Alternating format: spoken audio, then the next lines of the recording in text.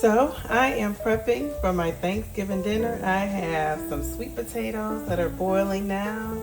I made a little bit of cornbread for my cornbread dressing, and it is a little. When I say a little, here is what they call the Holy Trinity. If you know anything about soul food, we have our green peppers, onions, and celery. I am sauteing these to put in my cornbread dressing. So I am pretty excited about this. You know, I had started to make a huge big old pan of cornbread dressing like I normally do. And I decided I'm not gonna do that. It's always the first to go.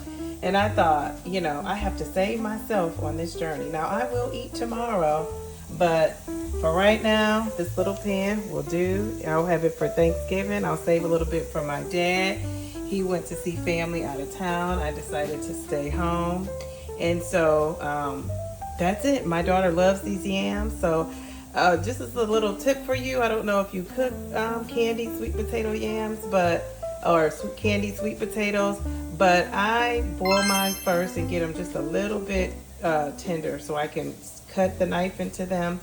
And but I don't overcook them. You can't overcook them because these babies still have to be in the oven. They go in the oven with the candy yam sauce for about 45 minutes to an hour. So I'm just cooking these just to get a little tender so I could cut into them and slice them very quickly. It saves time, and it also prevents your yams from being, what will we say, like, you know, hard in the middle. I've had some yams that weren't totally soft, or sometimes people overcook them.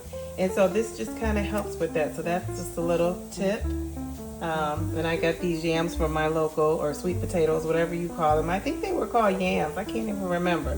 But I got them from my local farmer's market.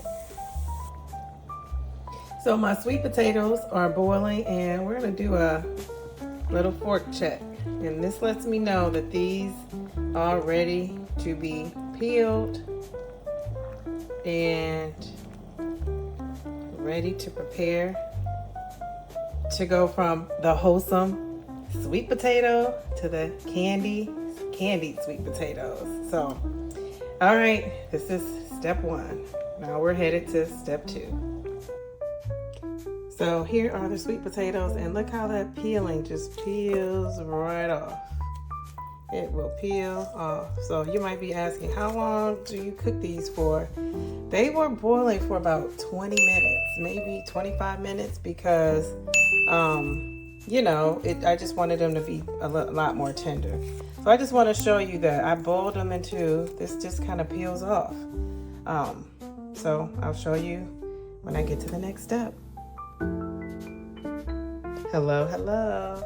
These are my sweet potatoes. They are cut up. They've been sitting out for a while. I let them cool off. So I am about to actually get my candied sweet potato mixture going, and I'll be back. All right, here is my mixture for the candied sweet potatoes. You can see I have some butter melting in there. I have in my mixture some honey. Yes, I put honey in there. I have some brown sugar, light brown sugar. I have some butter. I have some nutmeg, just a tiny bit of nutmeg, even though I think I put a little bit too much. I have some cinnamon. I have some vanilla extract, and I'm gonna put a tiny bit of salt just to bring out those flavors. And that is how I make my candied yams. So if you would like to see this recipe in detail, I can make it for Christmas because my daughter loves these, and I will be able to make this for Christmas so you can see a little bit more step by step. But in a nutshell, that's what's in there. It's yummy. Okay, so this is how they look before going into the oven. They're not even in the oven yet. You can see that sauce. And I'm just gonna take the sauce and kind of, throughout the time it cooks, I'll cook these for an hour, and I'll kind of baste them. And you can see they're already, my daughter tasted them. She said they're yummy. And they're not even in the oven yet. And so this is how they look. This is it. I'm gonna put these bake these at 350 degrees for about an hour. At the half-hour mark, I will turn them over so I can make sure that the bottom go to the top and the top ones go to the bottom so they can all get some of that juice.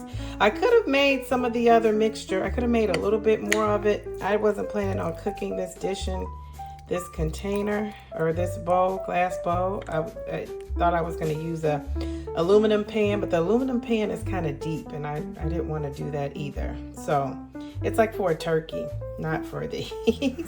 So I'm going to let you see the side. You can see how, look at those juices at the bottom. They will come to the top. This will be good. Remember, my potatoes have already gotten tender a little bit. So these will turn out perfectly. Look at that. Perfect. Okay, let's put these in the oven. We'll be back. So here we are, our sweet potatoes, candied yams, whatever you call them. They are looking good. They're smelling good. And my daughter is about to do a taste test. She can't wait. Chef's kiss. Chef's kiss. She can't wait to eat these. Mwah. I have started my meal prepping, and here are 2 parts. I have my onions and I have my green peppers, and now for the celery. Here is my onions, celery, and bell pepper or green pepper mixture. We call this the Holy Trinity, and you have to have this for that good old cornbread dressing. So here we have my cornbread dressing. I have added the bell peppers, the celery, and the onion. They are sauteed. They taste good. I just added some butter, sauteed these up, and they are good. They are tasty. And now I'm ready to put my mixture together. Now for my quick pan, this is a small pan. I've never made a pan this small, so I don't even know how it's going to turn out. But in my small pan of dressing, I'm going to use some chicken broth today. I'm going to use the 40% less sodium. I did not make my own broth because I am trying to cut everything, and I will probably add more salt or sodium than I needed. So I just went with something quick, fast, and in a hurry, which is my College Inn chicken broth. Now, this is the thing I add. Would be like an special ingredient. I also use cream of celery soup in my my dressing.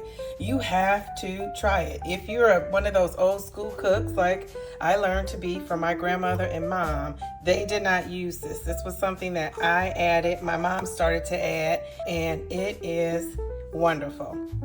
It thickens up your dressing and it keeps it from drying out. So if you have a problem with your dressing drying out, you probably are cooking it too long, but this is something you can do if you tend to overcook. So anyway, give this a try. This is the cream of celery. I use salt, a little dab of salt. You really don't need a lot of salt, but my dad tends to like salt, so I might give it a little dab. I may let him add it on his own after it's cooked. I use onion powder.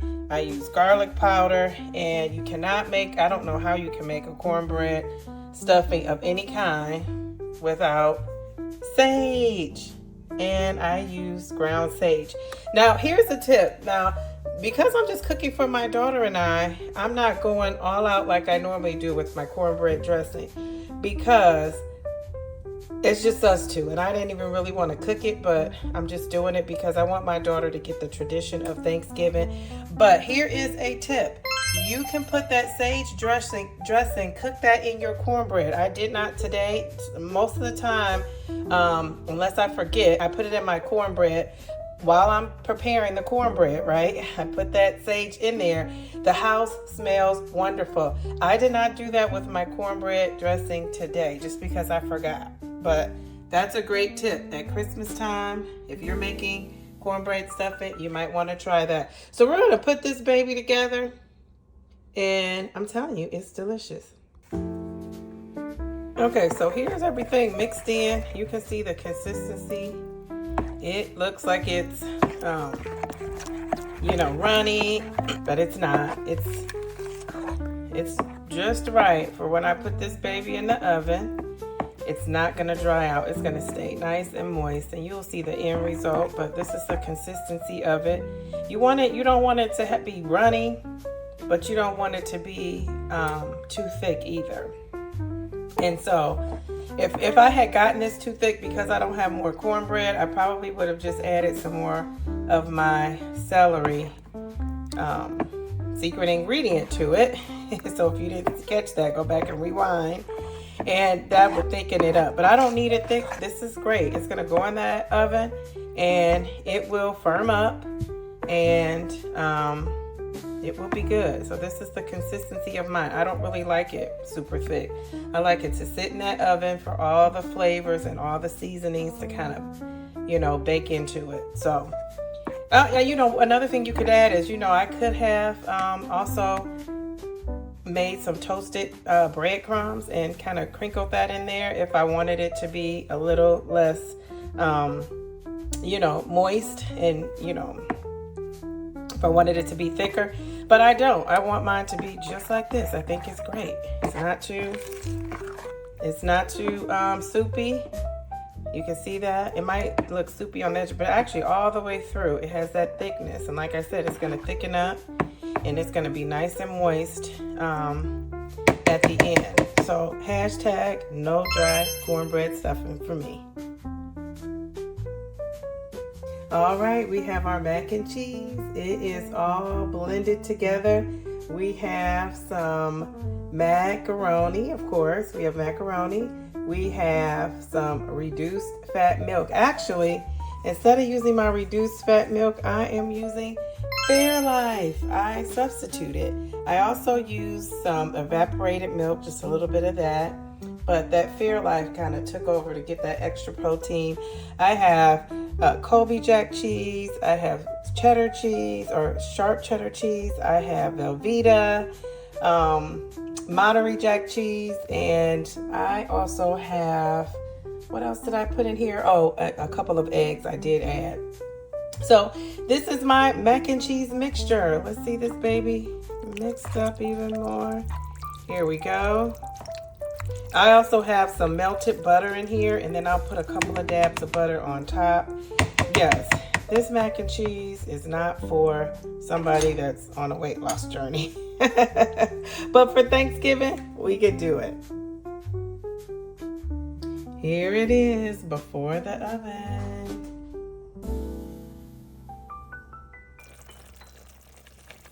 Listen at those greens. They are sizzling, bubbling, sizzling. And they taste delicious. These babies will melt in your mouth. So here is the final product. We have our greens, we have our mac and cheese, we have our cornbread dressing or stuffing, we have our sweet potatoes or yams. There is a difference between sweet potatoes and yams. So these are yams. I think they're yams. But anyway, they are tasty, tasty candy sweet potatoes. Then we have our chicken. It's a little organic chicken from Whole Foods. I did not bake that, even though it looks yummy. Over here we have our cheese ball. I did not make that. Cheese and crackers. I thought my daughter would enjoy that. You always got to have your onions, tomatoes, and we have our cranberry sauce for the stuffing or the dressing as I call it. We have our deviled eggs. I have some more in the refrigerator. This is just half of those I made. And then we have some little rolls. So we are about to enjoy our Thanksgiving meal. We are thankful. It looks yummy, but it tastes even better. Here is the end result. This is my plate. I still have to put my cranberry sauce, my onions and tomatoes. I am drinking this for my drink. And I am ready to eat. This was a well-deserved dinner. So yummy for our tummies.